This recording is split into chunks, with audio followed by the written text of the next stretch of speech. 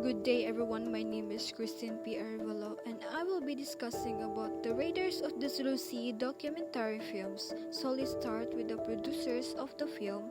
It was produced by Octree Films, founded by Zehirat Banu Kodilye, the CEO, along with Lim Suat Yen, the COO, and Jason Lai, the director of content in 1996.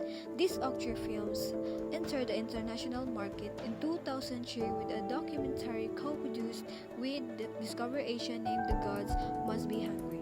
And they are more into producing documentaries, educational films, telemovies, corporate films with film companies with different countries throughout the years. The running time of the film is 48 minutes and 43 seconds. It was aired on Q Channel, also in Discovery Channel and National Geographic. It was directed by Ezwan Othman. Now, let us discuss about the contributors' background. First is Isa Gloria B. Estrada. She was born in Zamboanga City, a true Filipina painter and sculptor. She does extensive research in the arts and culture of Zamboanga. Next is Dr. Samuel K. Tan, who is a Samal Tausug Chinese Filipino born in Saisi, Sulu in 1933. He devoted his life in the study of the Sulu archipelago and the history of the country in general. The third one is Dr. Barbara Watson Andaya, who is an Australian historian and author who studies Indonesia and maritime Southeast Asia. Next is Dr. Julius Bautista, who is an anthropologist and cultural historian. Lastly is Dr. Margarita Cuanco.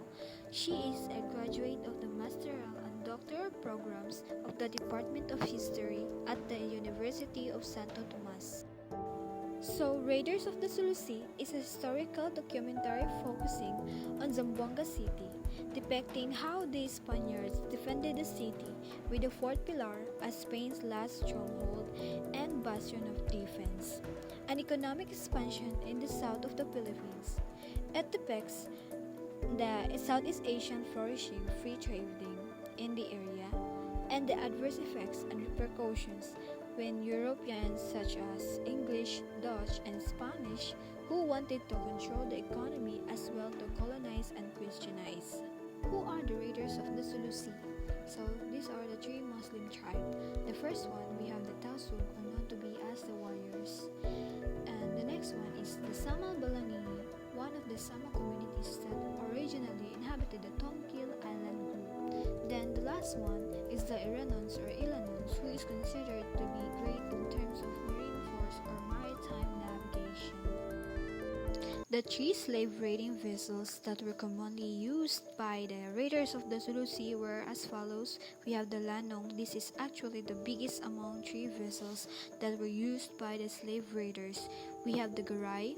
This is considered as the fastest of the three. And then we have the smallest vessels that was used by the raiders, and this boat or vessels was commonly used in checking or monitoring the coastal area called the Salisipan. Kind of vessel that were used by the raiders was a clear proof that there was a coating called maritime civilization, and is based on the 1977 archaeological findings from Butuan. Under the spirit also they built sea-working vessels navigated by adept sailors in a labor-intensive economy that bartered bird's nests, tripang, these are sea cucumbers, and pearls. At that time, slaves worked as gatherers, rowers, and helpers. Hence, slave raiding, sale, and distribution was considered a part of international trade in Southeast Asia. It's not just in Southeast Asia but also beyond Southeast Asia, which is China. Let's proceed to the weapons used by the raiders of the Sulu Sea. These are kalis or kris and barong, usually used by the Tausug. The wavy sword-like weapon, that's the kris or kalis. And the other one is barong, used in a close encounter battle one. While the kampilan, this is actually used by Ilanon or Iranon, even the Sama Balangini, and it is a long and sharp kampilan to decapitate his opponent and extract his opponent's head. So that's the end of the discussion. Thank you for listening.